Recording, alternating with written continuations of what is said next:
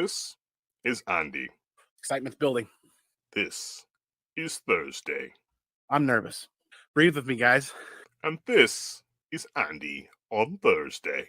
That's right, we gave Andy his own show. No way. No way. Yes way, Andy. Holy sheet. Holy sheet indeed. Andy Given Thursday. Live every Thursday at 10 p.m. Eastern, only on the Comic Core. Holy sheet indeed. It is Thursday. This is the Comic Core. This is Andy Given Thursdays. We're dealing with a massive amount of lag tonight, it seems like 10 minutes for the comments to get from the video to StreamYard. So we're kind of giving a little bit of a buffer here when we get started. Thanks for joining us. We had quite the topic last week that seemed to be not only fun to talk about, but seemed to be polarizing and brought a lot of people into the comments and into the debate. And we're going to get back into speculation. We're going to keep talking about that. And in doing so, we have a couple of new guests. And by having new guests, they bring new opinions and new comments and new thoughts and new ideas. So why not revisit something that was fun? And let's bring a couple of new guests in tonight. So I'll hit that chat up in just a minute. It's Andy Given Thursday. Grab something cold to drink. It's been a long week. Let's have some fun. Let's talk about comic books. That's what we're all here for. That's what we love. That's what we enjoy. And tonight, our first guest, who needs very little introduction. He's been around a couple of times. That is the great Skeff's Comic Knowledge. Ooh, look at you reading comic books, man. Oh, hey, you caught me reading with my specs. So I just thought it'd be fun to break them out for tonight's show since we're going to talk about spec, right? The speculator specs. I like it. Right. Got to put them on for tonight. That foresight, that future sight. Hopefully, right? Or is that terrible blind Coca-Cola glasses? I don't know. One of the two. We'll find out tonight, though, right? How's everybody doing? Great to have you, man. Thanks for joining us. I'm excited to hear your opinion on this. You and I kind of talked a little bit back and forth about how multifaceted this topic can be. Yes, and how polarizing it can be. So, absolutely, super interesting. And speaking of, talking about how multifaceted this is, our next guest tonight did an episode that touched bases on this and shared his opinion. He had some very great points in that episode, and I really enjoyed his opinion. So I shot a message his way and said, hey, would you be interested in talking about that a little bit more on our channel over here and with some other people and some other guests? So, hey, our next guest tonight, that's Two Brothers Comics. Dustin, appreciate it, man. Look forward to talking with you about this. Oh, yeah, absolutely. I think every time I've been on here, it's been me, you, and Skeff, which is always good for me because I definitely always enjoy hanging out with you two guys. I think the last time we ended up hanging out even backstage for 3 hours. So way too long. I'm definitely glad to be here, especially with you guys. It's going to be fun. So I'm going to hit up this chat really quick. Unfortunately, I can't use StreamYard. It was literally a 10-minute delay on the topics or on the comments showing up. But I can pop over to the live chat here. We had Ricky Marstat hanging out early. Thank you. He actually commented a couple of comments about 13 hours ago on the show. Ricky. YouTube drops those off, though. Sorry, man. Kate Titus, thanks for stopping in from Japan. Konnichiwa. Thanks for hanging out. Yeah. Hey, Rhino's Comics Report. Hey, thanks for stopping in, man. Thanks for hanging out. Thanks for being here and sharing your opinions in the chat as well. I know this is something that you enjoy talking about as well. We got Come On Mama. Hey, new name in the Thursday night chat. Thank you for coming over and hanging out. Hopefully you enjoy the show. Yeah, Chris Barrett. The show can finally start. Chris Barrett is here. And we got a lot of comments in here. Vincent McLean, the comic machine. You got to put the emphasis on that. Right. Got to put the emphasis on that. Thanks for hanging out, man. Great to see you. Hopefully this is please share your opinion, man, tonight. I appreciate your thoughts on this as well. Daymares, thanks for being here. Thanks for being a part of this. Thanks for everything you do for the community as well. And coming in late, but still here is this Stream Elements bot. Took a little to wake up. It said beep boop beep, but a lot slower. Oh, that would, the delay. Beep boop beep. Yeah. Hey, Mom. Thanks for coming in. Thanks for hanging out. My mom is in almost every stream, whether she comments or not. She's in every stream. The support for her son. Yeah. And who else we got in here tonight? You guys are hanging in the chat. Ryan's hanging in the chat. Ryan Helsep, thanks, man. Appreciate it. Zuni, aka Superman. Thanks for hanging out. Thanks for being here tonight. Hey, Adrian Panda Awesome.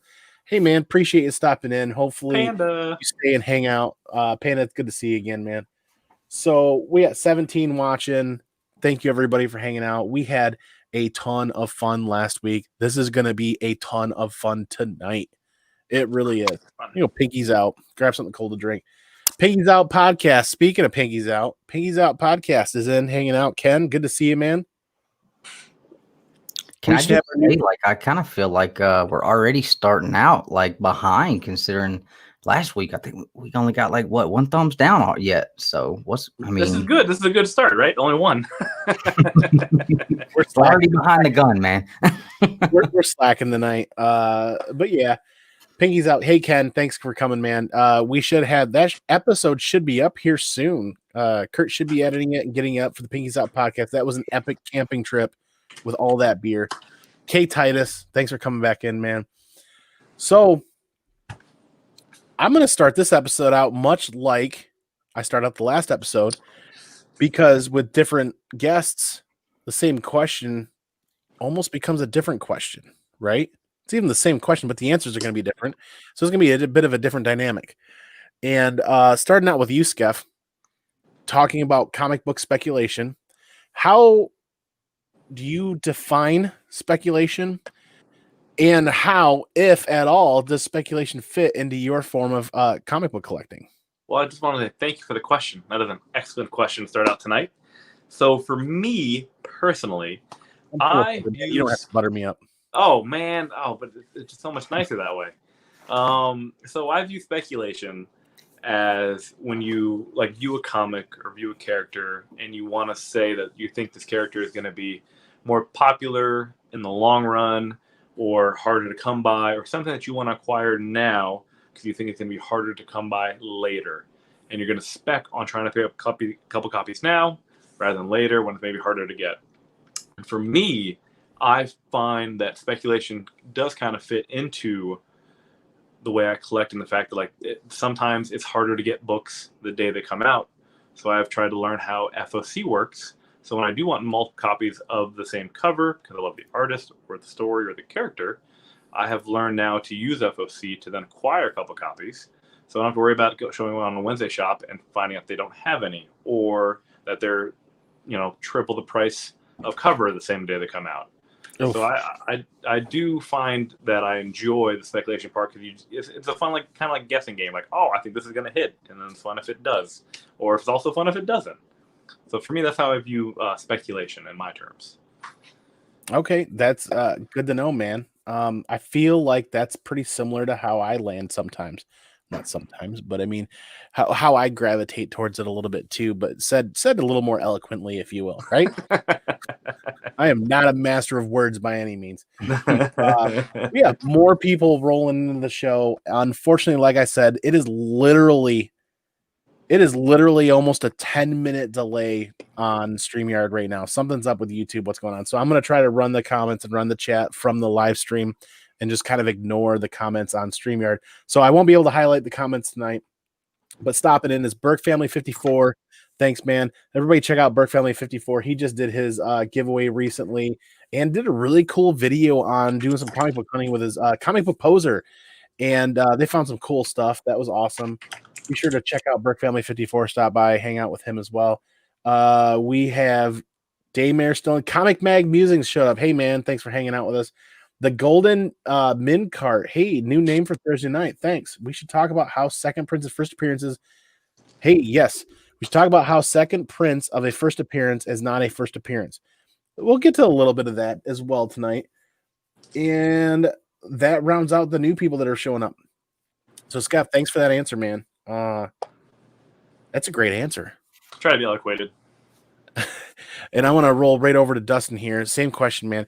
When you think about speculation, how do you define speculation when it comes to comic book collecting? And if at all, or does it fit into your style of collecting? Yeah. Yep. I'm just kidding.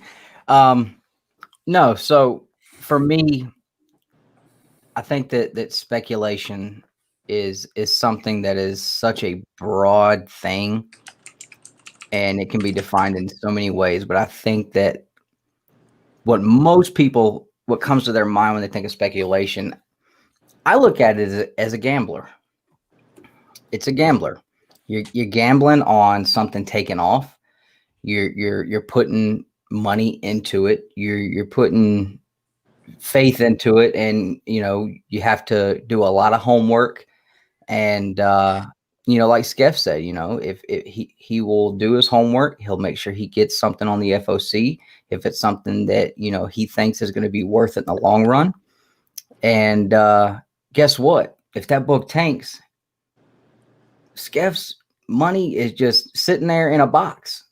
He took a gamble on it. Sometimes they're going to pay off, sometimes they don't. And so that's how I look at it, and I speculate to an extent, but in a completely different way. I think I don't speculate on books as they come out and, look ahead and say, okay, I think this might be a big book and pre-order a bunch of copies, because I'm not good at it.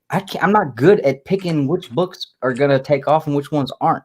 I always picked the wrong ones when I did it, and I was spending more money on books that I didn't even want to read, or that I'm like, I don't need 7 copies of this one. I can only read one at a time. So I would spend my money on that, and then I was missing out on stuff that I wished I had gotten. So that part of the speculation realm, I quit doing. Now, what I do sometimes is I look at things like Silver Age keys, and I say, well, if something was to happen and say I lose my job or something, these books here, which I would love to own anyway, are something that I could potentially use to recoup some of my income, to keep my house, to keep food in my kids' stomach, to pay the bills.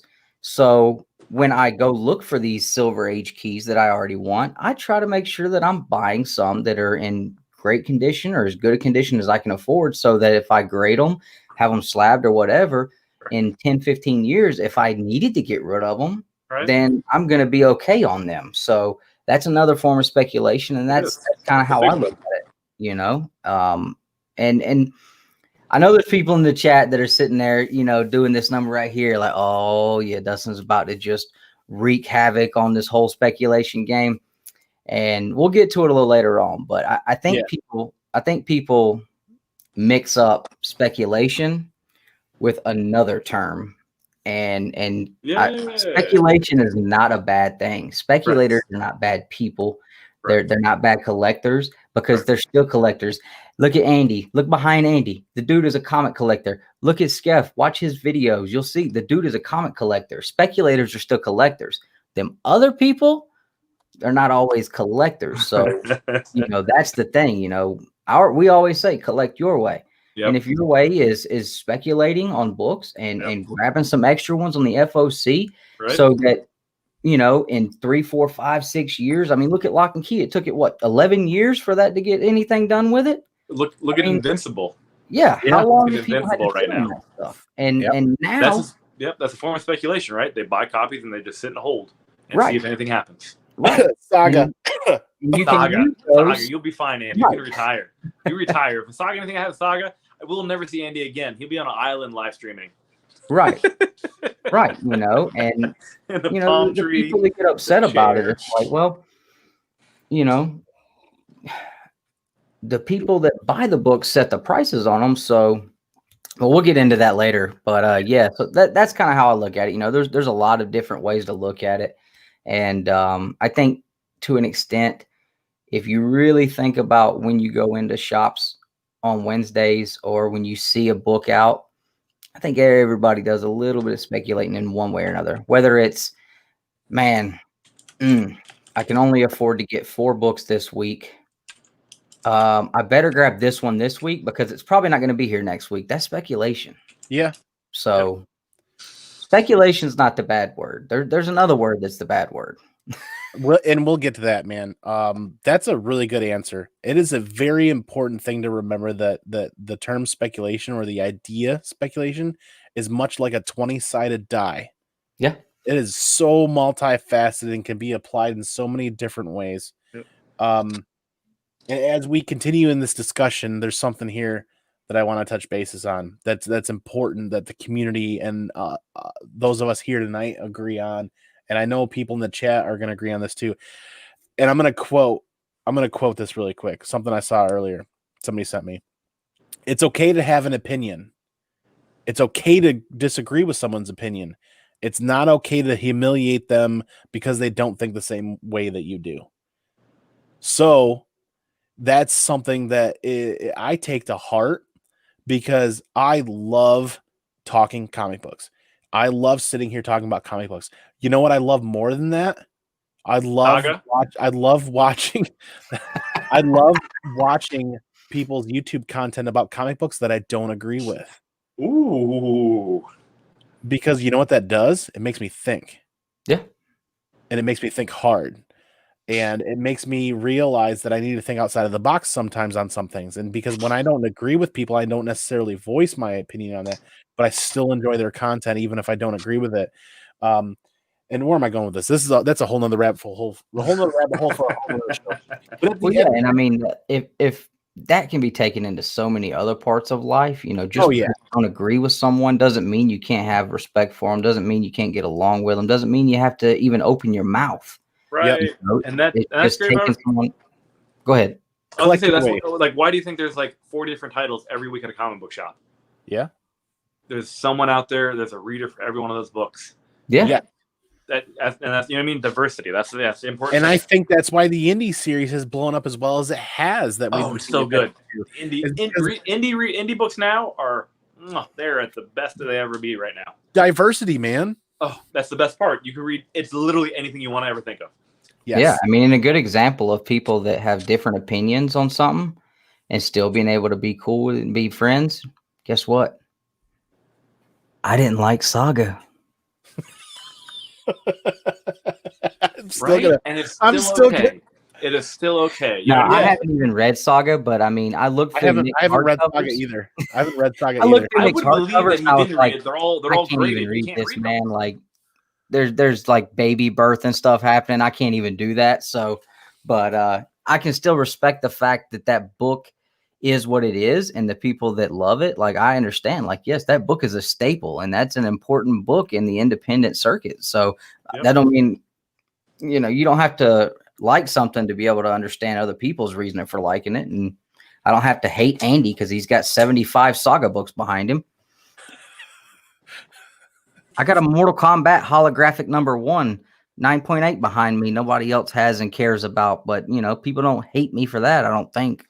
That's why sometimes rarity and scarcity doesn't always equate to value, and I know that quite well. Some of the most rarest pieces of my collection are worthless. Right. but they're not to you. Correct. Right. That is what most like how many of the people like on here do you see nothing but posters for their background, right? Right. Yeah. Like, I love my posters so much. You're getting me in that poster game, man. I'm keeping my eyes peeled. Come to my side and I'll teach you how to do this. Yes. So this is a great segue really quick. Let me hit up that chat again. Like I said, there is literally a 10-minute delay tonight from the live stream to StreamYard. So I can't highlight anything on StreamYard. But what I can highlight is the fact that thankfully he's not under my desk, but Perry Comics is in the chat. I did think the Troll Hunter's in the chat. Thanks for hanging out with us. Thanks for checking us out tonight. And hopefully you stay and watch the show and you enjoy it. Beyond that, hey, William, thanks for hanging out. Spec makes no sense to me. When you buy a DVD or music or novel or other types of entertainment or media, you're doing it for the enjoyment of that, not investment or gamble. So, exactly. Buy what you love. You'll love what you buy. Collect your way. At the end of the day, if those books become worthless, you still love what you've put your money into. Yep. So that's the caveat where you can't go wrong there on that. Yep. Yes, Bearded Comic Bro, that is completely acceptable. Yes. Dustin, can we? Rides a Cloud? Oh, that is interesting. Hey, Bearded Man, I appreciate your opinion. Just like, I've never read Saga, so I'd love to hear your opinion on Saga too. And just everybody knows the whole Dragon Ball Z hate thing and comments I love DBZ. between me and Nick, because he gives me crap about, Power Rangers and Mortal Kombat. I give him crap about Dragon Ball Z. I've never seen an episode. Appreciate that, bud. So I don't know nothing about it.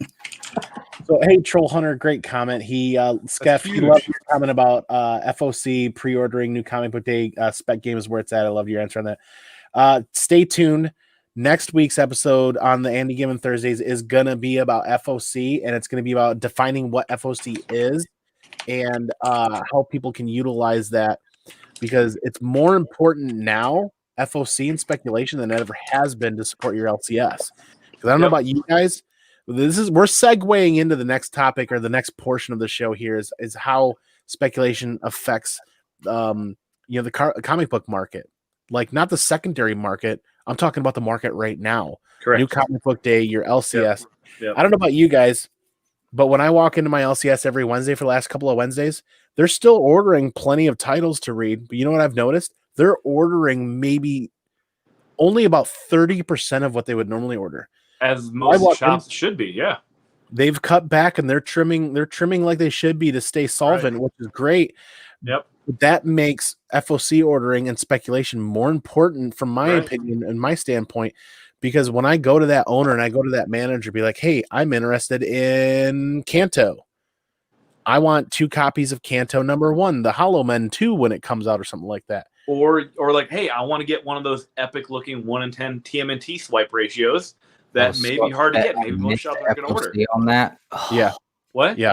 I missed the FOC on that, and I was so upset. That was the one cover I wanted. That cover is stunning. When we had Booer and Zucker on, and they started talking about it, they showed those covers for the first time on our channel. Me and Nick fell in love with that one, and I just the Kanto homage to TMNT. Is that what you're saying? Oh yeah, that swipe of the #1. Yeah. Yeah. That like, so that's where it's come down to, like, in order to get books that you really, really want, like. And it's a win-win for everyone. Like, if you can pre-order books, you help your FOC, you help yourself, you help, you know what I mean? You help the LCSs, because you're like, oh, I'm going to get it. I'm helping the shop. And you don't need to worry about it the day it comes out, either paying maybe double or triple. The shop doesn't have it. You know what I mean? I think it's going to be a very important thing to learn how FOC works and when to order books by, as in essence, when people's speculations continue to grow, and, like, you know what I mean? Sometimes it takes over the market. So if you're ahead of the curve and you're learning from that, it's good to know what's coming out. Therefore, you can, like, you don't have to worry about if you missed out on a book or not, because then you've done your homework.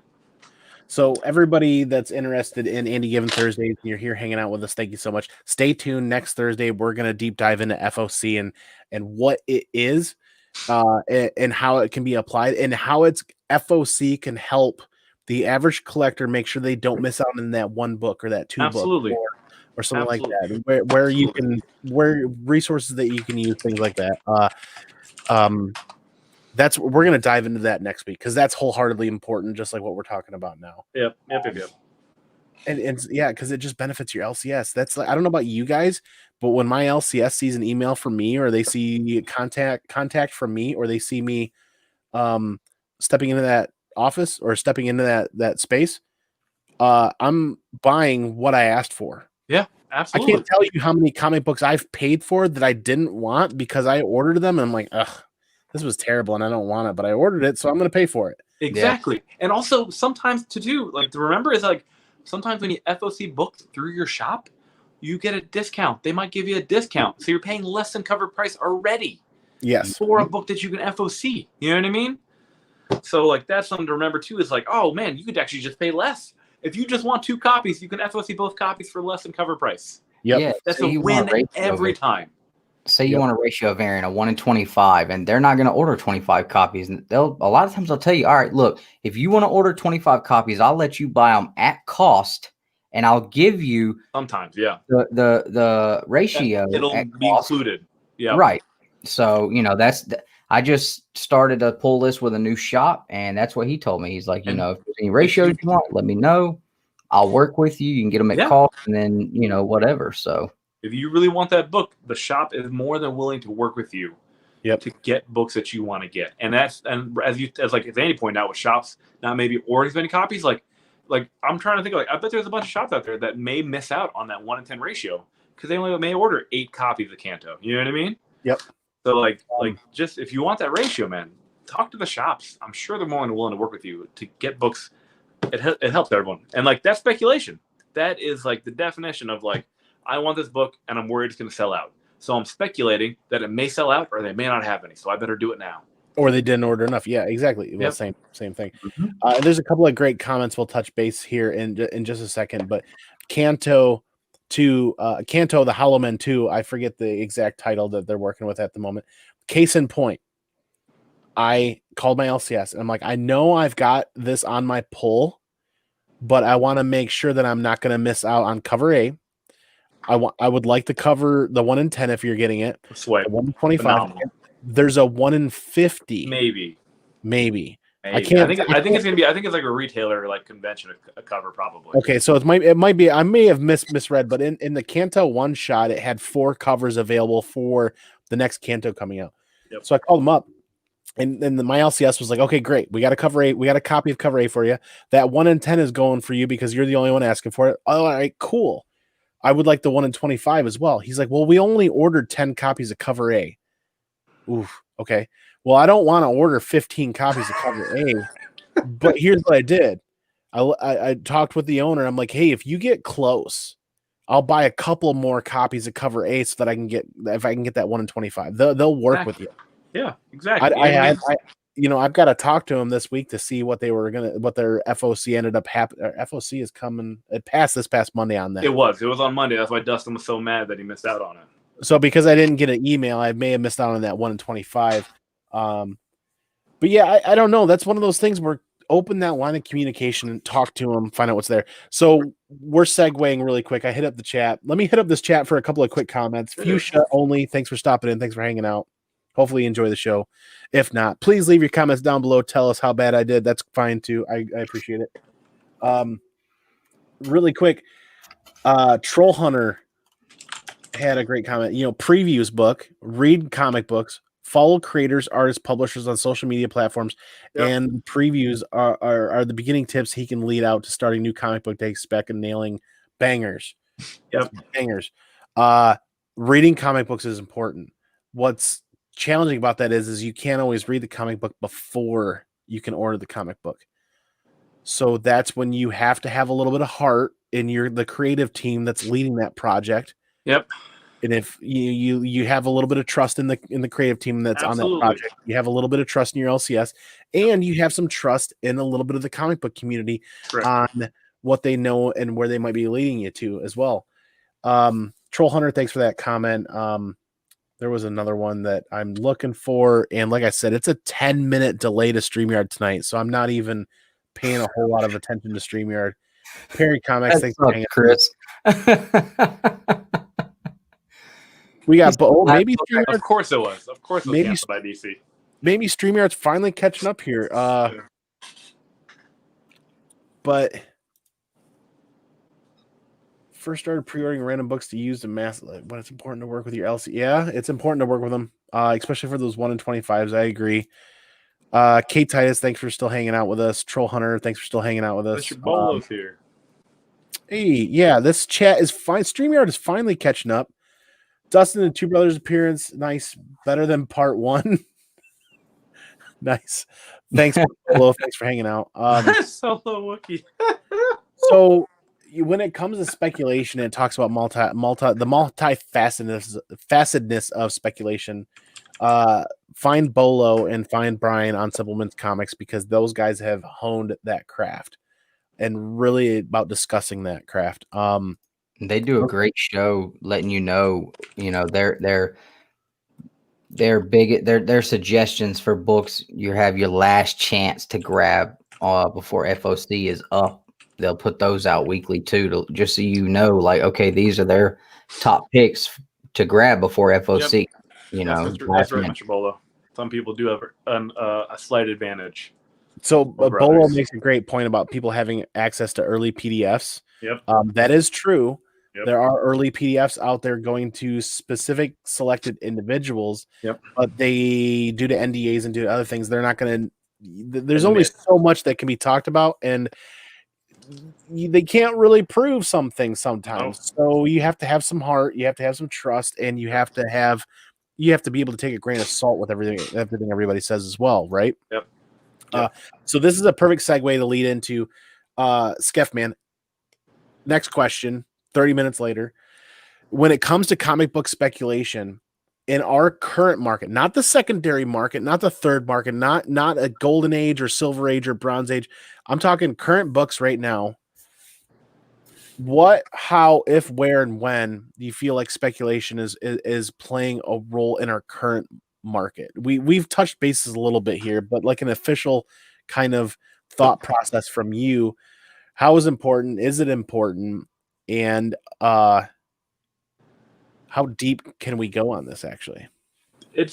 I believe it's an extremely important thing, knowing of speculation, in order to not miss out on opportunities, due to the fact that right now, social media is a giant when it comes to like you can get a hold of these artists and writers, and they post and they tweet and they share. And there's websites like like on YouTube and investing, and like there's apps out there. You know what I mean? Like people are posting new information, new data all the time on speculation of books that may be on the rise, or something's happening, or something you're missing out on. And it is affecting the market tremendously right now. It is absolutely insane when it's second and third prints and fourth prints and 18th print and store exclusive and online store exclusive and things that are selling out in 2 minutes and things that are selling out immediately, and then you see them later for quadruple the price, because people are freaking out, they're going to miss out. And this concept of like that's what these books are selling out, because people are speculating on the book that is going to be worth something. And so when that happens, it's really kind of, for some of the market, not all of it, but for some of the market, it's really kind of taking the reins, especially when it comes to these additional printings that people are viewing as rarer and harder to find, when it comes to the value of the book. You know what I mean? Like like some random third printings, who's on the cover, what happened in the book. And so people are really freaking out about that information, because we're getting it all the time, right? There's always a new top 10 list. There's a new trending top 20. There's a new show coming out. There's a new movie. There's always something new coming out, right? Well, yeah. Trying to stay up with it. You take a blender, add a massive dash of FOMO, and then add a massive dash of scarcity, whether it's real or fabricated. We don't know yet, because we're talking pre-FOC. We can't confirm the scarcity of these things at this point in time. You create quite the tornado of interest and buzz and hype, right? Yep, and it hurts. It hurts and helps everyone simultaneously. In the fact that you miss out on the book, right? There's always going to be another book, man. Yeah. There's always going to be another Robin King. There's always going to be another Thor. Like there's always they're not ending books today. In a year from now, we'll be talking about a book you never would have ever in your wildest dreams ever guessed. You know what I mean? Like you've missed out. Deal with it and move on. You know what I mean? Like if you want to get a copy, then you're gonna have to fork over the money or wait, and you're gonna find out whether you're right or wrong in 6 months. And you're speculating. Even if you don't buy the book, you're still speculating. In the fact that people say, "Oh, that's gonna be worth nothing in 6 months." That's wonderful, because you're speculating that book will be worth nothing in 6 months. And that is an opinion. So whether you are buying the book or not buying the book, you're speculating regardless, because you're either choosing to pay that ridiculous price of a Robin King cover rate $25 or 1:25 ratio variant for $300, or you're going to wait. That's going to be worth cover price and or $50 in 6 months. So you're speculating regardless. Every single person in the comic book industry is a speculator at the end of the day, and that's kind of when you feel walk about that. Pick a book up, you speculate immediately on whether or not you're going to like it or not based on the cover most of the time. And that's why they make the covers so amazing, to have you pick up the book in the first place. Because let's be honest, you judge a book by a cover, and always. I don't care what anyone says. That cover, if it's fire, you're like, I can deal with this interior artwork.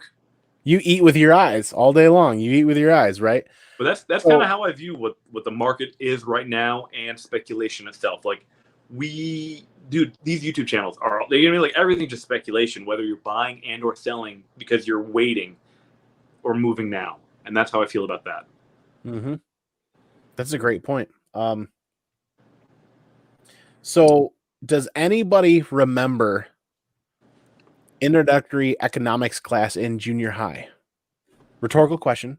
Like macro and microeconomics? No, not that. I'm talking like grade school. I'm like talking grade school and junior high. Does anybody back in the day, back in the 80s and the 90s, the very early economics classes, they used to have kids take the newspaper and pull the stock section out. What's a newspaper? They used to have, well, just your local newspaper, pull your stock sections out. Hey, kid, pick 5 stocks. What do you think is going to be good based on the news that you have available to you? And then when you look at those and you pick those, what's going to happen over the next 10 to 15 days or the next week or 2 weeks? That was speculation. That was introducing kids to speculation and gambling. They didn't even think about it back then. Well, this is true. Stock picking is a whole. Yeah, you're right. It's not too dissimilar to comic book picking. It's not. Time. It's not. You're investing in a company and you're investing in a book for a company. Yeah. So we'll get into a little more of that. And there's been some great comments in here from Troll Hunter and a couple other people about multiple printings and how that plays a role too. But this question right on to you, Dustin. In our current market right now, how does speculation fit? Does it fit well? And what is it doing for you or the people around you and for your LCS? I think speculation has really ramped up a word that you used earlier, and that is the FOMO in a lot of people. People, anytime all right. So this book right here is a good example. I didn't even know this book was a being printed yesterday. Knew nothing about this book. I got one copy. And I started seeing like the world just set on fire by this book and what's going on from here. Last Wednesday, from a week ago. Yeah, and I mean, like I didn't know anything about it until yesterday. Oh wow, okay. Yeah, and I see people, like I said, and I pay attention to our social media, and I watch a lot of YouTube channels as much as I can. Hadn't really, heard much about it. And then yesterday, all I see is people, where can I get a copy? Did anybody get an extra copy? Does your shop have a copy? Does your shop have a copy? And are they $25? Right. People that don't even read DC, but it's the fear of missing out on the opportunity. Correct. Which, what does that do to the market? Well, apparently there's not a copy of this book on a shelf anywhere in the United States of America right now. So that was a very profitable book for DC. It made that title. And so the other part of that is out of say they only printed 100 copies of this and they all sold out. Out of those 100 copies, how many of those copies were bought by people who bought it to read it and that actually enjoyed it and would actually buy the next part of this story? So it could give a false sense of how people reacted to it and felt about it to the publishers. And they might say, oh man, like this book sold out in the first day. You couldn't find them anywhere. Like we got to get this was the one shot. So we got to get a part 2 to this out quick. Or a second printing, right? Right. Yeah. And the FOC for the second printing of that book was last Friday before that book even came out. Okay. Yeah. Yes. And it's like, so I can see a second printing, people would still probably buy that. But say they tried to do like a part 2 to this, or, they try to do a mini series out of it. Well, they're thinking, yeah, this is going to do great. The first one sold out. And not near the amount of sales on the next set because so many people bought it because it was just purely on speculating on this character here blowing up and being a big deal later on down the road.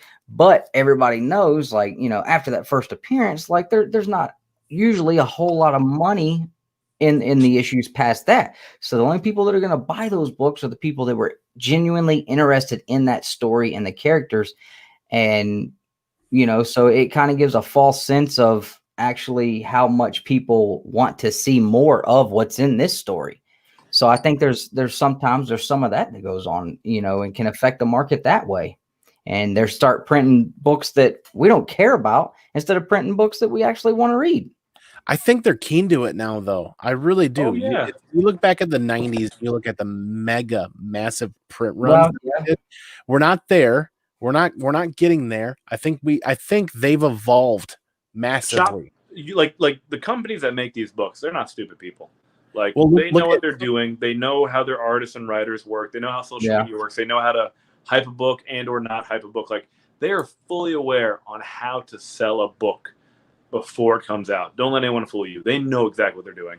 If anybody's creating hype and spec scarcity, like if anybody's creating any sort of a false scarcity, it's them. When you short print a first print cover A of a book that's going to be a hot book, and because they don't want to gamble, they're gambling and they're speculating more importantly than everybody else is 6 months to a year in advance, right? Correct. Yeah. How will people respond to this? You know what I mean? Like this series. Exactly. You know what I mean? So that's funny. That's funny where this is leading to, because it's leading into the multiple prints, the speculation of additional printing of the book, and the speculation of so if they do a print of a cover A and it sells well and it blows up like Dustin's saying, and I kind of agree with Dustin here on this a little bit. I think they've gotten keen to the point where they're not going to overprint number 2. They're going to come back and do a second print on 1, and they're still going to tailor the print number to number 2, because they've realized that they've found a level of scarcity in those other print numbers that they don't have to worry about how much they're going to print of number 1 and number 2 of cover A's, because they'll just come right back and change the cover art and do, or hopefully they'll change the cover art and they'll do a second printing of number 1 or a second printing of number 2, and they'll chop that print number and make that a little bit more exclusive or a little bit shorter run. Right. So that the fans that are reading it, the fans that are really involved, are really hunting that and really trying to get that book. And Something is Killing the Children is a really good kind of indication of this. And indies are a really good indication of this, where they take a number 1. An indie company only has so much money to work with. They only have so many resources. They can't dump everything into this title because they think it's good. They're going to spread load their assets and their resources. And they're like, all right, we're going to try X number of titles, and hopefully they do well. And then when one pops off, that did so well, and everybody's clamoring for 10 times, 20 times, 100 times more orders. Well, they're going to go back for second prints. And we've seen that with Something's Killing Children. We saw it with Die. We saw it with a lot of the indies that are out there. Once in Future had 8 printings. Yes, number 1 is a great run as well. So I think that's the industry being the most expensive one. The second print is.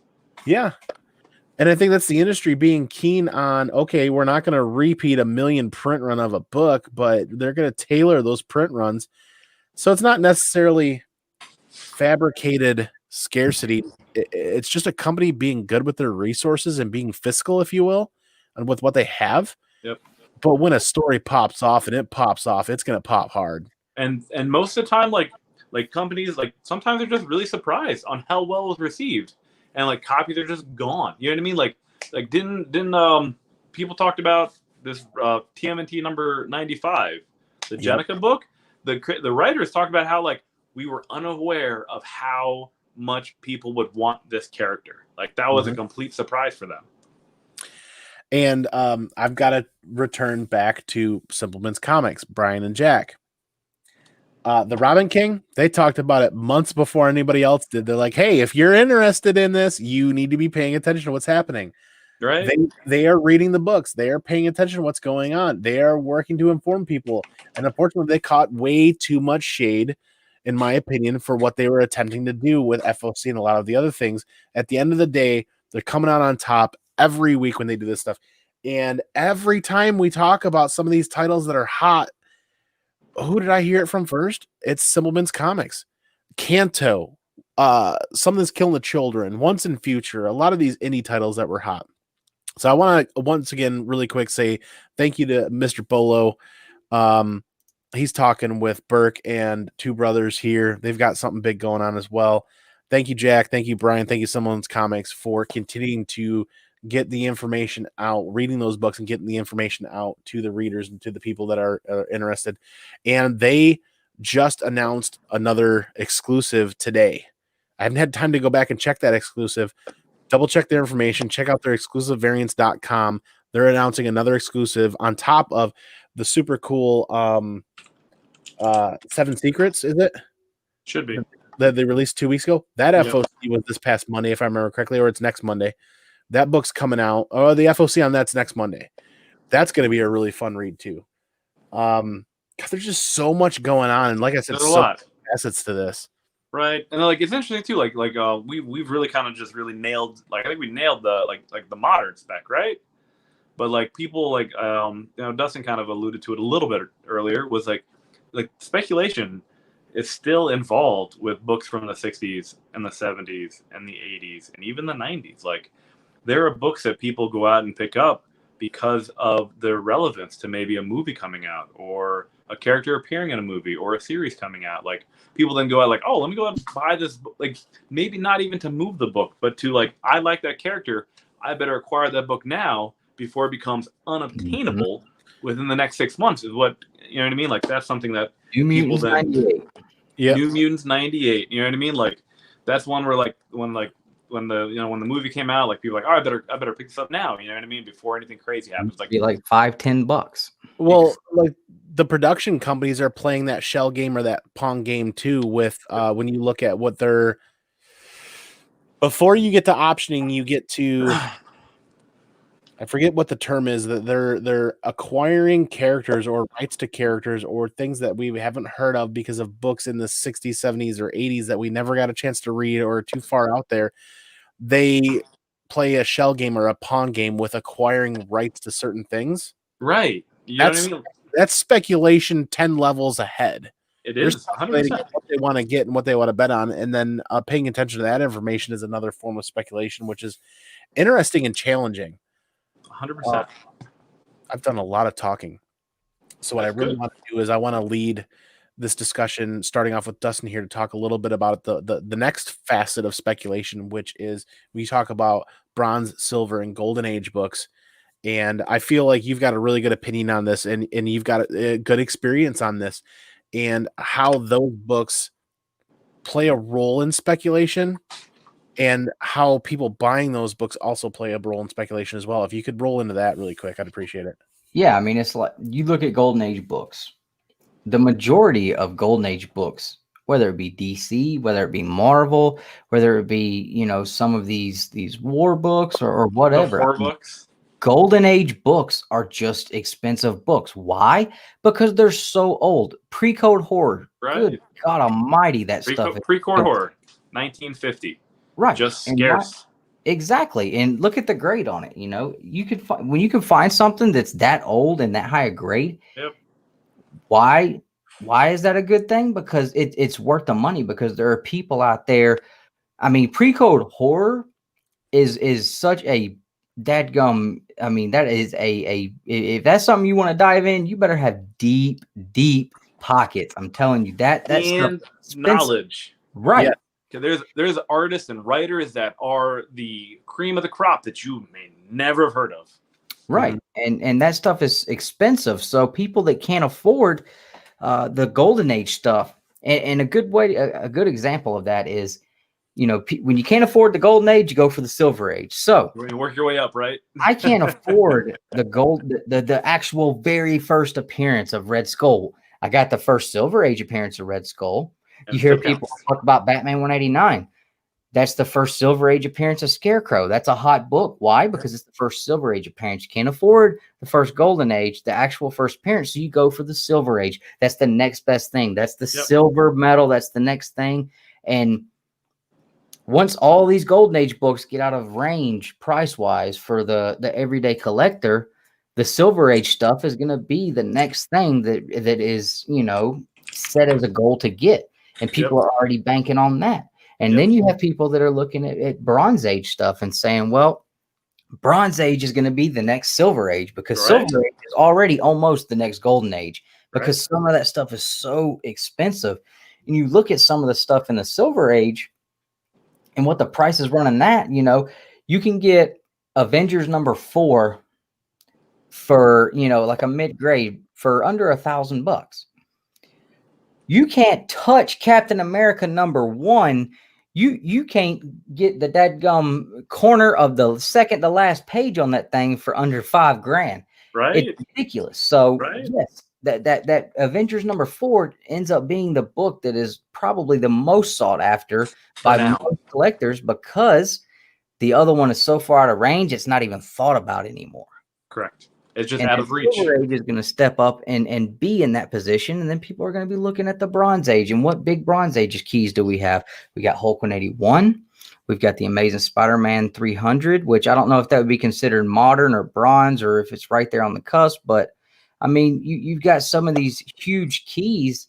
Look, the first appearance of Phoenix, the giant size X-Men, X-Men 94, X-Men 100. I mean, so those bronze keys, people are buying those now because, yeah, they're expensive now, but just wait, give it 20 more years. She-Hulk. Yeah. For the series that may be coming out.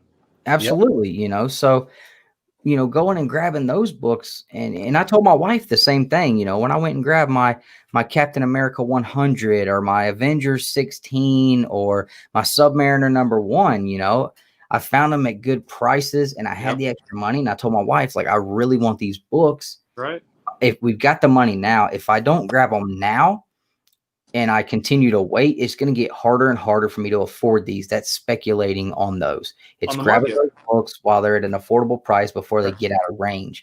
There's some books that I wished I had speculated a little harder, in that point, and went ahead and grabbed them, because I don't see myself getting a giant size X-Men #1 or an X-Men #1 or a Hulk 181 because I waited too long. They're out of my price range now. They're out of reach. And I'm okay with that, because like I say, a lot of times, when I can't get a book or I miss out on a book, like, hey, I'm gonna wake up breathing tomorrow. And if I don't, it ain't gonna be because I didn't get that book. Exactly. And that's the way you have to look at it. You can't let it drive you to the point where you're buying irresponsibly. Yep. Agreed. And Solo Wiki brings up a great point here in a minute. And I want to touch base with Skeff here on this really quick, because people legitimately buy Golden and Silver Age books for the purpose of investing now. They become investments at that point. Yes. They become investments. You talk about pre-code horror and the scarcity of pre-code horror. Correct. 20 plus years ago, pre-code horror. I was collecting pre-code horror as a kid because I loved the covers. They're phenomenal. I loved the stories as a kid because I grew up reading the books out of the 50s, 60s, and 70s out of my uncle's collection. Yep. And those pre-code horror books back then, I wish I still had them. They're just harder to find, and they're just the impacts that those artists and writers had back then paved the way for what there is now. Golden Age, Silver Age. People are legitimately buying those as investments, and that's another form of speculation, much like playing the stock market. We play the stock market. I don't know about you guys. I play the stock market daily and weekly for my own retirement plan. I have my own retirement plan, and then I try to play with it on the aspect of I got $20 or $30 or a little bit of money that I keep adding to an account over time. Not necessarily because I'm forcing that money to earn me money. I'm forcing myself to learn how to think differently on something that I don't utilize every day. Right. I find a lot of fun in that, on forcing myself to think and learn differently. So there's speculation in that aspect as well. Right. So Golden Age and Silver Age, Skeff. So what's your opinion on that? So gold, silver, and bronze, really.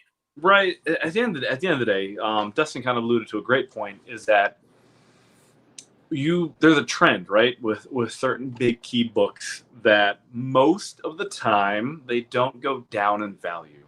Like, you can in essence call them like blue chip comics, in essence. You know what I mean? Where a comic is at the point where it's at like the grandiose of like everyone knows what that cover is, everyone knows what the price point is, and each year it proceeds to go up, not much, but when it comes to like a $40,000 book or something like that, like a little is a huge amount. You know what I mean?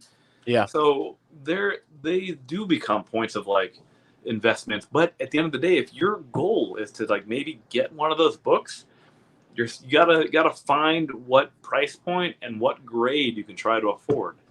and try to get into it before the opportunity is past your entry level of that price point.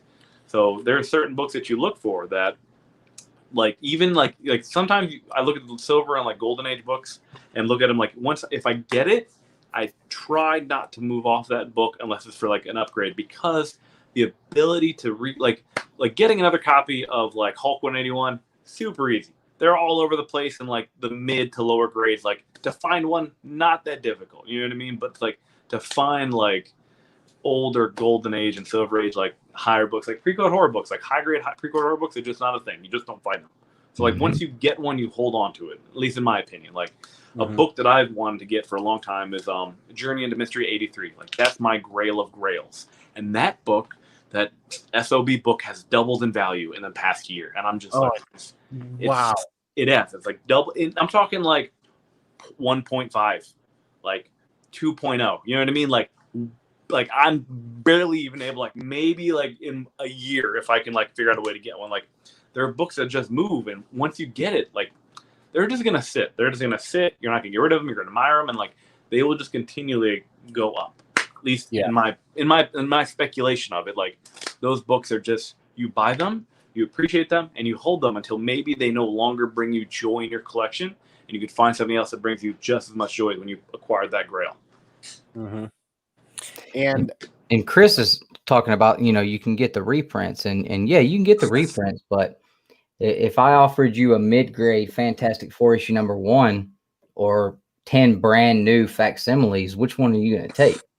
I mean, well, look, like Journey into Mystery 83 has actually a Golden Records reprint that came out Avengers 4, and I saw in one shop they had an Avengers #4, Amazing Spider-Man #1, and I forget the other one, but they had 3 big books, and they were those record reprints, and they they were pricey, but same reprint. Yeah, it came out a couple years after the release of the book. They weren't very long after them. They're still old books. They look exactly the same. They're just the Golden Records reprint. Yep, and I almost grabbed one of the Avengers 4s, but it was so close in price to, like, maybe a little bit lower grade actual Avengers 4. I was like, I'll hold off on it, and I actually went and took that money and put it into a Submariner #1. But very nice. But yeah, I mean, there's definitely reprints if you want to read the story, absolutely. But when you're looking to get stuff like that, I don't think it's always for the story as much as just something that you kind of pined after for a long time. It's going to give you that gratitude and that, have that feeling of saying, like, I own this. This is mine. Nobody can take it away from me. Like you worked. There's a story behind it. It's always a story. Yeah, like, you worked hard, but that's like, at the end of the day, like, when you're after like big boy books like that, like you have to speculate on, will this go up in a year or will this go down in a year? Like, you're speculating regardless when you deal with books like the Golden Age guys that do the show. Like, those books are like buku, and they they like, will this book continue to go up? Is this book hot now? Like, should I let it go? Like, I think, like, you gotta like, when to know when to try to get the book at the right price. Yeah. Once Marvel started talking about acquiring the X-Men back, and that that they were getting the rights to do the movies back, I told my wife, I said, I've got about a year. I got about a year to get my giant size X-Men or my X-Men #1, and it'll be out of reach. And she's like, why? So they're going to start working on a movie, and stuff's going to start dropping about the movies. It says as soon as the first trailer pops, that's it. It's a done deal. Yep. And it's that's still speculating. It's like me knowing, like, I've got this much time. If I want to get this book, if I seriously want to get this book, I need to get it in this time frame before this happens, because at that point, I know where my limit is, and it's going to be over it. Yep. I agree with that wholeheartedly. Thanks for those answers. That's a really important facet of speculation. It really is. And those opinions, it's a lot to take in. I got to be honest with you guys. There's a lot to absorb and a lot to take in, a lot to think about. So what I'm going to do here really quick is Solo Wookie had a great comment about how he can barely afford Modern now. $2,000 for Fallout 4, $2,500. Venom Like 3. these modern prices are Oh. insane. So what we're gonna do is, because that's a whole nother rabbit hole, we're gonna do another speculation episode on specific modern titles within the last couple of years. We're gonna get a good panel together. We're gonna do a whole nother episode on Andy Given Thursdays for that modern portion, like modern speculation, and little bit deeper dive into how those things affect the market right now and whatnot, because we touch bases on a lot of those points. And when you got something as organic as Miles, and then strap a rocket ship to him, and then you fuel the market with as much cash as you did this year, that's a whole nother hour-long discussion. I want to take a moment to say thank you everybody in the chat for watching and hanging out. John's Comics with Kids. I'm definitely sleeping and slacking right now, man. There's only one thing. I guess we're not. I guess we're not being controversial. Hold on, I'll give you controversial enough. Yeah. We need what controversial things do you want us to talk about? I guess we gotta step up our game. I know, right? So we got something super controversial to talk about, super sensitive, super controversial. We're gonna bring in one surprise guest really quick here. We're gonna talk about something really important going on here very soon, and that's the Godfather, Chad, with the Comic Core, because Mainframe Comic Con is just around the corner. And we're going to touch bases on that a little bit, and we're going to promote it a little bit here. All right, real quick, dude. Dustin, you need to take a look at that private chat. I had to come on here and give you guys a big announcement about Mainframe Comic Con. And since one of the guys from The Hunt is on here and they'd like to talk wrestling, we just got a cool announcement. And you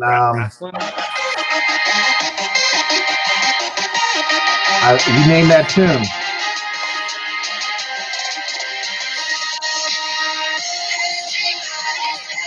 Sasha Banks. So that is confirmed. We now have Sasha Banks and Snoop Dogg coming to Mainframe Comic Con, along with Axe and Smash of Demolition, and maybe even the Funker is coming along with him. And we are also going to be announcing a certain Spanish sex god. Excuse me? Yeah, I think he's on AWA. Or no, I'm sorry, that's a comic book. We got them too. I'm going to give you guys, I'm going to share my screen because it is officially 10 days away. And I want to give you guys, Andy, I had to come on here. You want to spec? I'm going to spec. Oh, spec. All right. First off, have you guys seen this lineup? Mm-hmm. So, I mean, Donny Cates is going to be there, right? I don't know. Tom King, Kevin Eastman, Al Ewing, the entire Justice League, Mark Waid. We have over 150 guests with over 60 different panels, and all you have to do. I'm not very good at controlling two screens. Sorry, Andy. It's only one, really. Well, you click on enter, boom, it takes you to this cool little setup. Oh, and this loading? is the panel. This is the panel hall. So on each one of these panels, you'll be able to go in and see all the different panels. The different panels are set and ready, and they're right here on the schedule. Saturday, we're kicking it off with on Hall A with Tom King, and then we got Paulo Rivera, and we got Charlie Stickney and AWA Crime Panel, Source Point, Ryland Grant. We've got Superman Writers Panel with Dan Jurgens and all of the writers from the past. We also have the podcast tip for pros. Kevin Eastman is at that point. And then at 3:30 is an hour and a half long show of the entire cast. Wait, let me say that again. The entire cast. Past and present, even a Punisher may be showing up on the Walking Dead panel. Nice. Then we're going to wrap it up going into day 2. We're going to kick it off with Donny Cates, Chris Cantwell, Chip Zdarsky, Greg Rucka, Mark Waid, and Nice. the list is going on and on and on. So if you haven't had a chance to check it out, we also will be doing private meet and greets with all these individuals. And for reasonable prices, they'll also be doing autographs and private meet and greet with the entire cast of the Justice League, so forth and so on. But I need to call in a favor. Yeah. Yeah, and I never call in a favor. Like, I'm too proud to beg sometimes. But something happened tonight, and we lost two hosts. One of our hosts got a new job, and he's going to be unable to host a couple panels. So, hey, brothers, are you down? Yeah, I'll ask Nick, but yeah, I'm sure. Absolutely. Andy, you in? We'll see, man. I still have to work weekends, and I know this is a weekend coming up, so we'll see what I can do. But yeah, so we also just announced that we are going to be adding an Archie panel, an IDW panel, and the entire run of AWA, every one of their books. And then also we have Black Box. Oh, really? So it's going to be pretty dope. Don't forget, Chad, to remind everybody here, everybody watching, everybody catching this on the replay, it is entirely free to watch Mainframe Comic Con, and if you so choose, you can purchase other items and go deeper in. Oh, no. You know what? Good point, man. Good point. So we haven't gotten to go to a con, right? In a minute. So, yeah, it's great that we have all these panels, but there is also a vendor section. There's going to be over 25 comic book shops with their entire collections loaded up. Also, Anthony Snyder, I don't know if you guys caught him last week on Golden Guys, but he's also the expert on comic book man on A&E. He was their so-called expert. I remember that. He has a warehouse out in Jersey that is about the size of 3 football fields, loaded with comic book. It's the largest comic book collection on the East Coast. And he's got everything from Golden Age to modern to keys, and the prices are going to be significantly sliced in half. Also, we're going to have Paulo Rivera is going to be doing live sketch art, and we'll be selling them live on whatever, Mainframe. I wanted to say Comic Core. I was like, shit, what the hell's the name of this? Like, what the fuck is the name of that shit? So yeah, it's going to be pretty intense. There's going to be a ton of people, and the biggest announcement tonight is we have the Legends of Wrestling panel, and yeah, it's everybody from the 80s that's still alive, and 90s. But we have not confirmed yet, but it will be hosted by none other than This Is the Great Legend, and he's going to be coming at you live, coming out of retirement with none other than Jim Cornette. Ooh, awesome, man, that's going to be awesome. So, yeah, this is going to be pretty freaking insane if everything goes according to plan. All our guests are confirmed, 100%. We're waiting on 3 huge names. So James Tynion, Tom Taylor, you better call me back ASAP. Love James Tynion. So we're waiting on him. He has a family commitment that weekend, but he's going to try. They're going camping. He's going to see if he has access to a computer. And then we're waiting on Tom. But yeah, more announcements to come. Check out Newsarama. Check out the Hollywood Reporter. Check out Word Balloon, Simple Man Comics, the Daily Villain on Instagram. Also check out Check a Load of Comics, the Comic Core, and Andy Given Sunday. And if Dustin says I'm going to dust off my microphone for that weekend, check out Two Brothers Comics. I just talked to Nick, and he said he's pretty sure he'll actually be in Georgia that weekend, and that we're definitely good to go. So Yeah, so we've got a couple. Mad Cave is going to be a part of it. Source Point. We also have con exclusives. There are some pops that are exclusive to us. I don't know if I showed you guys those. No. Not yet. All right. What are those? Yeah. Let me go up. What are pops or what are the exclusives? What are the exclusive pops? Here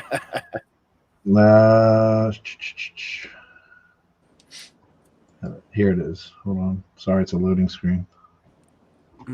What is going on here, Andy? It's some elevator music going. Okay. Come on. Con exclusive merchandise. And it's not 100% up. Oh, there's a really cool book coming out called man, they're already speculating on it. That's right. Secrets? Broken Gargoyles. Oh. By with the mainframe Comic Con exclusive Chromium Virgin variant. Ooh.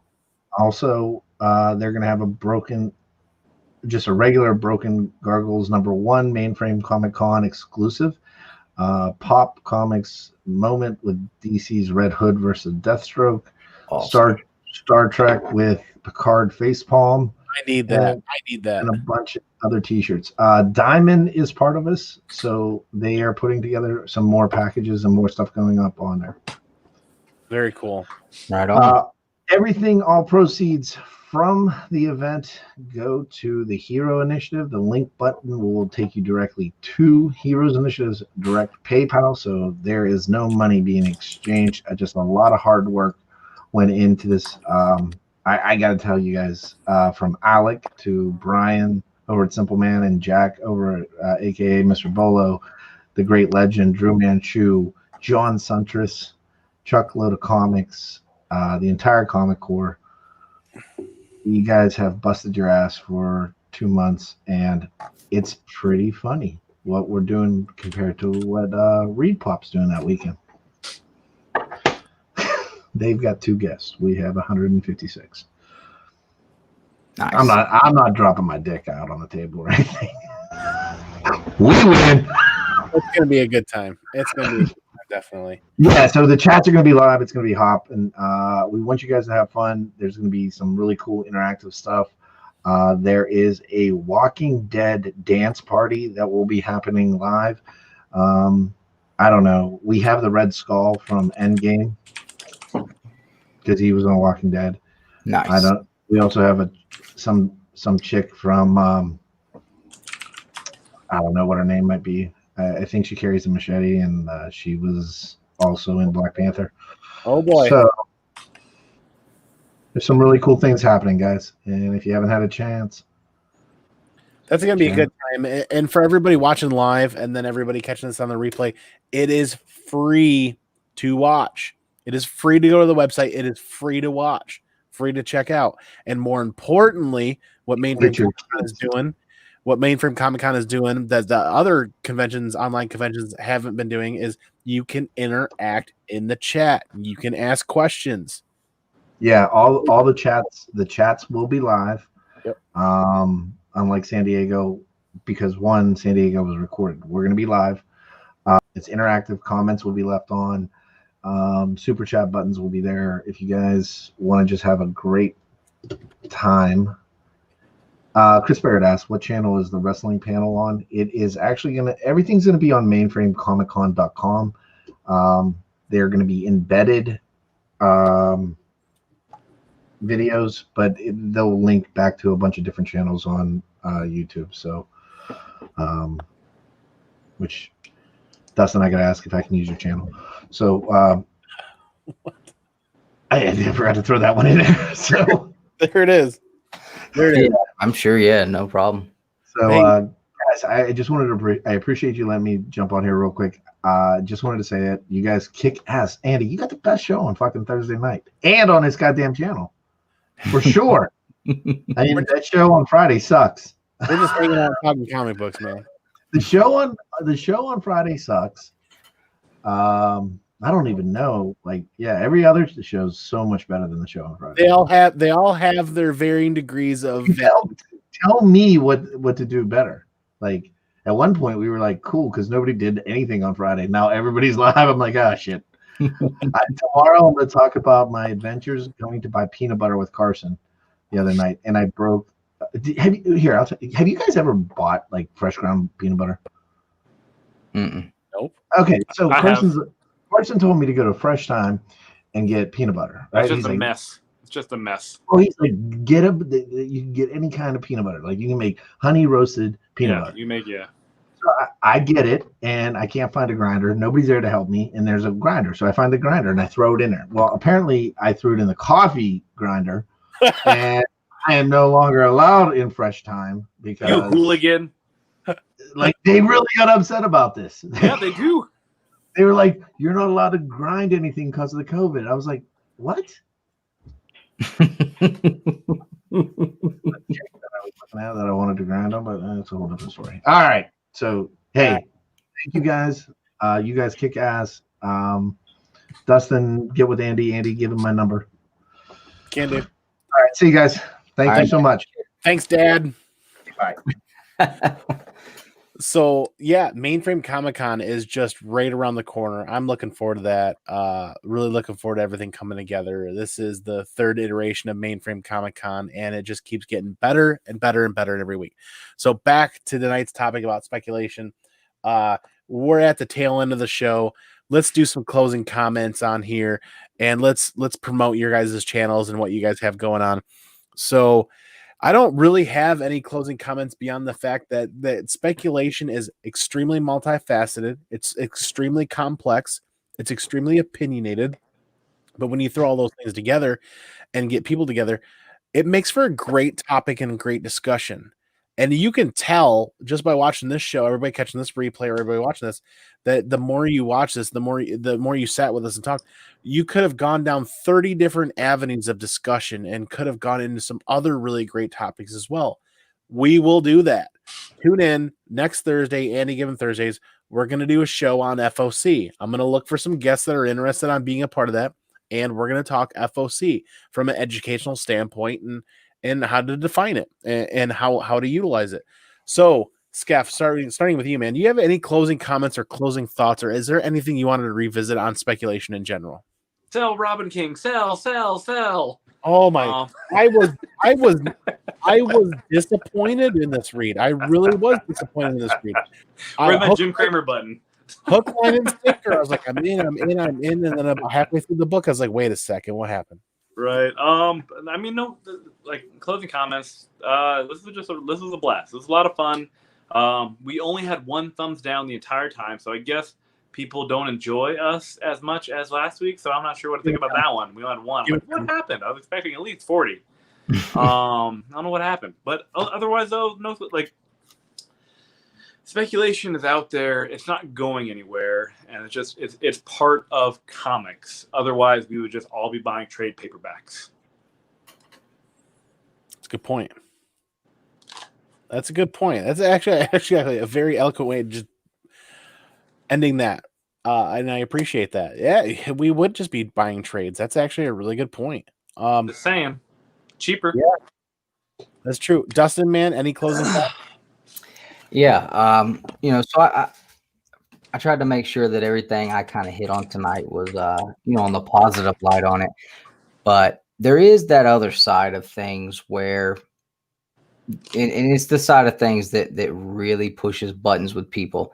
And it's that side of things where you got the people that are speculating on a book being so hot that people will pay anything to get it. And as long as they walk into a shop and there's none there, then they're going to go online and they're going to buy them from them. So they go around and grab all the books at every shop.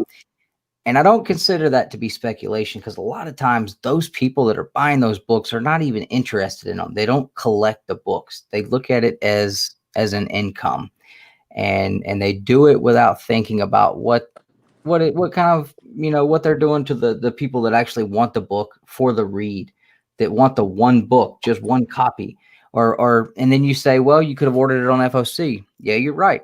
What about the new collectors? What about the people that are just getting into this, and everything that they buy is based on a recommendation from someone else? And when they're recommended books week after week after week after week, and they go in there and they're all gone, and they don't know about list yet. They don't know about FOCs yet. And every time I get told that this book is great and I should read it, and it's gone every time I get there, you know what? Comic book collecting is obviously not for me, because it's impossible to get the books that are being recommended to me. Or then you have the other side of it for the new collectors, where they see all this speculation talk going on, and, oh, you need to buy this because it's the hot book. You need to buy this because it's going to blow up. And they get so overwhelmed. Again, they're like, man, I don't know. Like, I don't want nothing to do with this. Like, I can't keep up with it. It's too much going on. So those are the parts of it that, and like I said, there's speculation the way collectors do it, which is what we basically talked about for the entirety of the show. And that's cool. And I have no problem with people doing that. Never, we say collect your way for a reason, and if that's the way you collect, cool. But when you're going and wiping out stores and you're running around to every store, for 20 miles and wiping out shops just so you can turn around and throw them on eBay or whatever that same day for triple the price, you're not collecting them. You're not buying them for collecting. So, you're really, that's where people get upset. That's where people get this negative feel when they hear the word speculators or speculating. And, I think I would call them people more on the scalping side. Look at these exclusives that come out for Scorpion Comics. It was a 300 print run the other week. I wanted one copy, and in 45 seconds, it was gone. I was live on Instagram trying to order it. 45 seconds, gone. I wanted one copy because I loved the cover on it. And there was probably over 100 copies within 20 minutes, either on eBay or other retailers that are only online retailers who went and bought them all up and are selling them for 3-4 times the price. They had no interest in that book, no interest in the series. It was all about grabbing as many as I can so I can flip them for as much as I can and screw the guys that actually wanted the book so they could have one in their collection. If they want it bad enough, they'll come buy it from me for this price. And I'm not that guy anymore. I'm not going to go pay that price for it. But I think that spectator and speculation gets misconstrued with that side of things. And again, I said earlier, speculation, it's not a bad word. They're not bad people, because you got guys that will take and put in the work and put in the effort to know that they are wanting to invest in a book, and they put the work in and they take the risk, do the FOC, and sit on these books for years and years and years. And if it pays off, it pays off. If it doesn't, well, guess what? They just screwed themselves out of that money. They ain't hurting nobody else. They're not running in there on New Comic Book Day and wiping out the shelves and just giving you the middle finger while they walk out the door and you're walking in. Those aren't the guys that you gotta that you should be focusing your frustration towards. It's people that are scalping the books, same way they do with concert tickets or anything else that people know is going to be something that's going to sell out quick, and I can go buy them. I have no interest in it. I don't care about anything that's going on here, but I know I can make a quick buck off of it because people are going to want it so bad they'll pay whatever they want for it. That's the side that you can present your frustration to, but to just completely throw speculation and speculators all in that one big bubble together is completely unfair, in my opinion. And I have an absolute disdain for people who scalp stuff like that, because there was a guy that was running around my area, and he had other people in the car with him because there were shops that was limiting how many you could get, and he would send them in to get more copies after he got his copies. He wasn't a collector. He didn't care nothing about comic books, but he had gotten word that, hey, these people will pay crazy amounts of money for these certain books. If you can just figure out which ones they are, you can throw them on eBay and make all kind of money. And that's what that guy did. Now, I was real upset with him. Like, I probably would have at least had some words with him had I actually ran into him. That's the people you can put your frustration towards. But these guys right here, guys that do what Andy and Skeff were talking about earlier, they're not doing anything that is going to impact anybody negatively. They're not taking books out of your shop. They're not taking books off your shelves. They're not keeping you from getting your books. But there are people out there that do that, and I absolutely 100% understand and feel that frustration a lot. And it kind of gets to the point where you feel like you got to just put everything on your pull list, because if you find out a week or two later, man, this was such a great story. Did you read it? No, I didn't even, it wasn't on my radar. Well, you can't go check it out now because they're all gone, so that kicks in another part of FOMO. And then your pull list gets so crazy just so you don't have to worry about missing out on a story that you would have loved. It happened with me with Kanto, happened to me with Once and Future, and something else. And after that, I started just putting everything on my pull list because I was like, I'm not missing out on something again.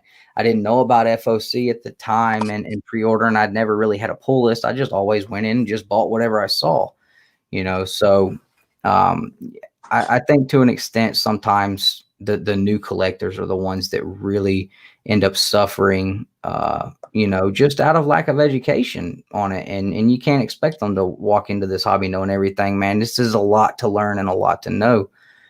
So I know that was a lot, but I know you just wanted a few closing thoughts, but that was stuff that, I talked to you earlier and told you, I had some things and I know a lot of people in the chat, we're kind of looking for that information too. So I did at least want to kind of hit that a little bit. But no, he's right. It was a good point. Like, and one last thing, we were all newbies at one point in time. It takes time to learn. We've all been ripped off before. We've all missed out. So but getting knowledge and data is what's most important, and learning from other YouTubers and what they learned and what the mistakes they made. That's how you become better at doing this. Yep. That's Dustin, man. Now that's real. That's the reality that sometimes happens, and that's where we work to unblur that line and define it better. The goal of this show and talking about speculation last week and this week is about better defining and coming to a better understanding of what speculation means to individuals and to people and groups, and where frustrations lie and where they really should lie.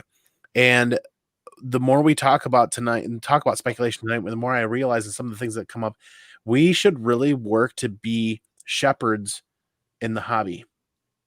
Yeah. We talk about a lot of the new people coming in that don't know these things. So what we can do is work to be shepherds to help guide those people and help them understand, like, look, you say it all every week, every episode, every show, collect your way. That's a form of being a shepherd in the comic community and in the comic hobby. Collect what you love and you'll love what you collect. That's another saying that's a form of that. Doing shows like this to bring a topic that's polarizing and a topic that's kind of hot and breaking it down and finding other opinions and differing opinions and having people in the chat share their opinions. That's a form of kind of being that. So to continuing to do this thing helps teach people. Hopefully people find this and find it rewarding and find this episode worth watching. At the end of the day, it's very self-serving to sit here and just talk about speculation. We love it and we enjoy it and we have a good time. And everybody that's in the chat here still hanging out with us is enjoying it, hopefully, and having a good time. But what can we do to better shepherd the people coming into the hobby a little bit? And this is an important thing to talk about, which is why tune in next week. We're going to talk FOC. We're going to find some guests and we're going to talk FOC a little bit about how important of a tool it can be and what resources you have and what other channels you can pay attention to, what other shows you can pay attention to, because it's one of those things where we've learned a little bit. We've had some experiences. We need to pass this information on and continue to educate other people coming in. Because at the end of the day, the market is changing faster than individuals can keep up. So what we can do is we can bring an awareness to this. Case in point, video games, movies, computer parts and building computers and that kind of stuff. The industry changes and products are released faster than an individual can keep up. So what they do is they turn towards avenues like YouTube and other shows and other avenues of the internet to find out what's going on, for people to break them down, find some cliff notes, find out what they love so that they can buy what they love, so they collect what they love, so to speak, and make it more of a targeted thing so that people don't have to just jump face first into the ocean that is comic books and the ocean that is the hobby that they love, and they can pick out pieces here and there. Yeah. And honestly, Dustin, dude, we should do a whole nother episode, me, you, and somebody else and some other guests, and do a whole episode on scalping. That is a real thing that they develop electronic devices for and bots for, and we should dip into that. And it's not fun. Yeah. And how do you combat that? And how do you deal with that? That's something else. So we did some closing comments.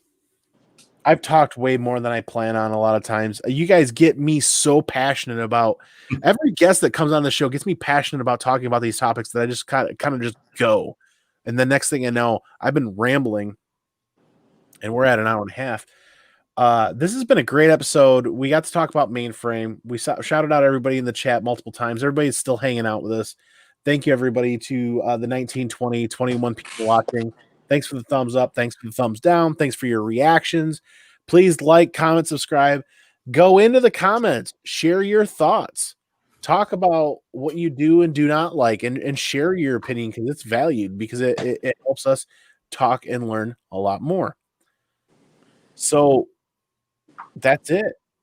That's the end of the show. I don't want to end the show. I want to keep talking comic books. I want to keep talking the community. Realistically, though, hey, that's the end of the show. Thank you, everybody, for watching. Appreciate it. Thanks, Uni. Thanks, April. Thanks for the comment. Thank you very much. I'm going to go peace out. I'm going to go pinkies out. I'm going to catch you all on the flip side for the next episode. Thank you, everybody. Have a good night.